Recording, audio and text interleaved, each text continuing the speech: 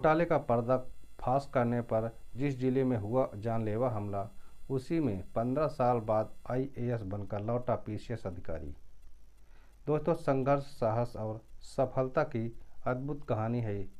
यह कहानी है अलीगढ़ के एक साधारण परिवार में जन्मे और एक ईमानदार अधिकारी से लेकर एक प्रेरणादायक आईएएस अधिकारी बनने वाले रिंकू सिंह राही की। यह केवल एक व्यक्ति के संघर्ष की गाथा नहीं है, बल्कि यह उन तमाम लोगों के लिए प्रेरणा है जो कठिन परिस्थितियों के सामने हार मानने के बजाय उन्हें चुनौती देना चाहते हैं। दोस्तों नमस्कार, इस नए वीडियो में एक बार फिर से आपका बहुत बहुत स्वागत है। दोस्तों, आज की सच्ची घटना है उत्तर प्रदेश के अलीगढ़ ज़िले की। रिंकू सिंह राही का जन्म उत्तर प्रदेश के अलीगढ़ ज़िले के एक मध्यम परिवार में हुआ था। उनके परिवार की आर्थिक स्थिति ज़्यादा मजबूत नहीं थी, लेकिन उनके माता पिता ने उन्हें हमेशा सिखाया कि ईमानदारी और मेहनत से हर मंजिल पाई जा सकती है। दोस्तों, रिंकू सिंह राही पढ़ाई में बचपन से ही बहुत तेज थे। उनकी प्राथमिक शिक्षा अलीगढ़ में हुई और उन्होंने कठिन परिस्थितियों के बावजूद उच्च शिक्षा पूरी की। उनका सपना था कि वे एक सरकारी अधिकारी बने और समाज में बदलाव लाएं। उन्होंने कड़ी मेहनत और लगन के साथ रिंकू सिंह राही ने उत्तर प्रदेश लोक सेवा आयोग यूपीपीएससी की परीक्षा पास की और 2008 में समाज कल्याण विभाग के जिला समाज कल्याण अधिकारी के रूप में उनकी नियुक्ति हो जाती है। उनकी पहली तैनाती मुजफ्फरनगर जिले में हुई। मुजफ्फरनगर जिले में तैनाती के दौरान रिंकू सिंह राही को सरकारी योजनाओं में बड़े पैमाने पर हो रहे भ्रष्टाचार का पता चला। गरीब और वंचित वर्ग के कल्याण के लिए आवंटित धनराशि अधिकारियों और नेताओं की मिली भगत से गबन की जा रही थी। रिंकू सिंह राही ने इस घोटाले का पर्दाफाश करने का निश्चय किया। उन्होंने कागजात खंगाले, सबूत इकट्ठे किए। इस गबन की जानकारी अपने वरिष्ठ अधिकारियों को दी। उन्होंने उच्च अधिकारियों को बताया कि इस गबन में करोड़ों रुपए शामिल हैं और इसमें कई प्रभावशाली लोगों का हाथ भी है।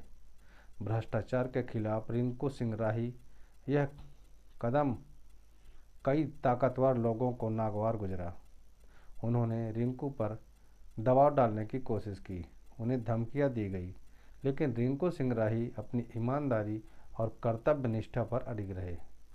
रिंकू सिंह राही जिला समाज कल्याण अधिकारी रहते हुए पुराने प्लानिंग दफ्तर की सरकारी आवासीय कॉलोनी में रह रहे थे। दोस्तों, 26 मार्च 2009 को वह एक सहकर्मी के साथ सुबह 7 बजे बैडमिंटन खेल रहे थे। उन पर 2 हमलावरों ने आकर ताबड़तोड़ गोलियां बरसानी शुरू कर दी।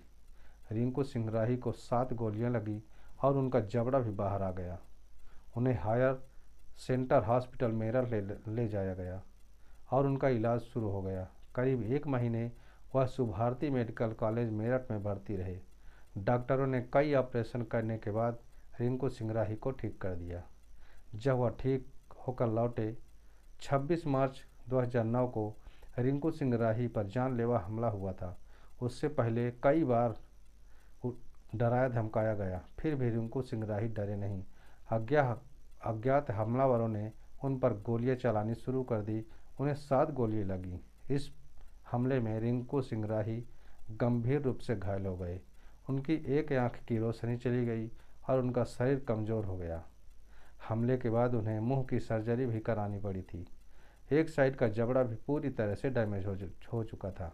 रिंकू सिंह राही पर कातिलाना हमले के आरोप में पुलिस ने जांच पूरी कर एक नेता सहित 8 आरोपियों के खिलाफ कोर्ट में चार्जशीट दाखिल की। फरवरी 2021 को मुजफ्फरनगर की विशेष SC/ST कोर्ट ने मुकदमे की सुनवाई पूरी कर 4 आरोपियों को जानलेवा हमले का दोषी मानते हुए 10-10 साल की सजा 10-10 साल की कैद सुनाई। बाकी 4 आरोपितों को सबूतों की कमी में बरी कर दिया गया। इस घटना के बाद रिंकू सिंह को लंबे समय तक अस्पताल में रहना पड़ा। उनके शरीर पर अस्थायी चोटों के निशान थे, लेकिन उनकी आत्मा टूटने का नाम नहीं ले रही थी। इस हमले में उन्हें और मजबूत बना दिया। 2015-16 के दौरान वह श्रावस्ती में जिला समाज कल्याण अधिकारी विकास के पद पर फिर से पोस्टेड हो गए थे। उन्हें पोस्टिंग के दौरान 25,000 रुपये प्रतिवर्ष सरकारी गाड़ी भत्ता दिए जाने की व्यवस्था थी, वह उसको नहीं ले रहे थे। अधिकारियों की मीटिंग में उन्हें 25,000 रुपये किसी भी मद में खर्च करने को कहा गया। उन्होंने खर्च भी नहीं किए। इसके बावजूद उन्हें गाड़ी भत्ता के 25,000 रुपये दूसरे कामों में खर्च करने के आरोप में चार्जशीट थमा दी गई। इलाज के दौरान रिंकू सिंह ने एक और बड़ा फैसला कर दिया था कि अब वे और बड़ी जिम्मेदारी निभाएंगे। उन्होंने IAS अधिकारी बनने का निश्चय कर लिया था। इसके बाद घोटाला खोलने के लिए उन्होंने RTI के तहत विभाग से कुछ सूचनाएं मांगी थी, लेकिन 1 साल का समय बीत जाने के बावजूद उन्हें सूचनाएं नहीं दी गई। इस पर 26 मार्च 2012 को रिंकू सिंह राही ने लखनऊ निदेशालय के बाहर अनशन शुरू कर दिया था। पुलिस ने रिंकू सिंह राही को वहां से उठाकर मेंटल हॉस्पिटल लखनऊ भेज दिया था। रिंकू सिंह राही ने बताया था कि 1 दिन के बाद उन्हें वहां से अलीगढ़ सरकारी अस्पताल शिफ्ट कर दिया गया था। रिंकू सिंह राही ने शासन प्रशासन के सौतेले रवैये के बावजूद हिम्मत नहीं हारी। सारे मामले को उन्होंने चुनौती के तौर पर लिया था। इसके बाद 2 वर्ष पूर्व उन्होंने UPSC परीक्षा में 921वीं रैंक हासिल कर ली थी। दोस्तों, रिंकू सिंह राही एक दलित परिवार से हैं। उनके खुद के परिश्रम से वो इस मुकाम पर पहुँचे हैं। उनके संघर्ष की कहानी हमें यह प्रेरणा देती है। दोस्तों, उत्तर प्रदेश संवर्ग में वर्ष 2023 बैच के तौर से IAS की ट्रेनिंग लाल बहादुर शास्त्री राष्ट्रीय प्रशासन अकादमी मसूरी में पूरी करने पर उन्हें जनपद प्रशिक्षण के लिए 3 माह के लिए उसी मुजफ्फरनगर में भेजने का आदेश जारी किया गया है, जहां से उनके संघर्ष की कहानी शुरू हुई थी। शारीरिक और मानसिक कठिनाइयों के बावजूद भी रिंकू सिंह राही ने UPSC की परीक्षा की तैयारी शुरू की। यह आसान नहीं था। उनके शरीर की स्थिति और हमले के मानसिक आघात के बावजूद उन्होंने पूरी लगन और आत्मविश्वास के साथ पढ़ाई की। उनकी मेहनत रंग लाई और उन्होंने UPSC की परीक्षा पास कर ली।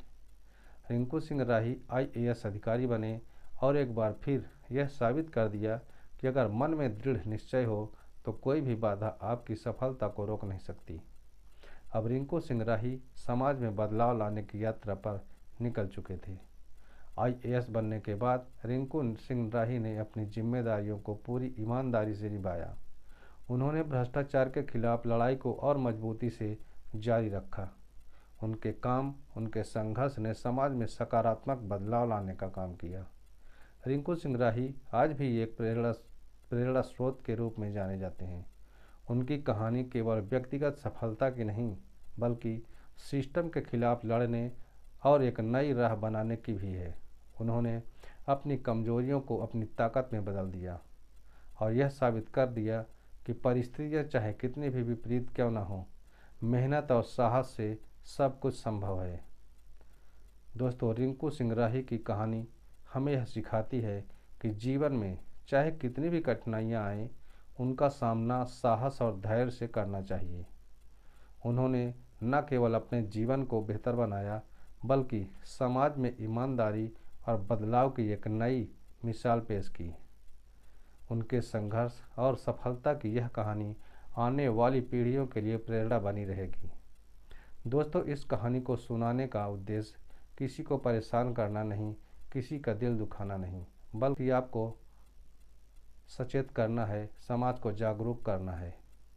दोस्तों, वीडियो आपको कैसी लगी कमेंट में अपनी राय हमें ज़रूर बताएं। और अगर हमारे चैनल को अभी तक सब्सक्राइब नहीं किए हैं तो वीडियो को लाइक कर दीजिए और चैनल को सब्सक्राइब। मिलते हैं अगले नए वीडियो में। तब तक के लिए खुश रहें, अपना ख्याल रखें। धन्यवाद।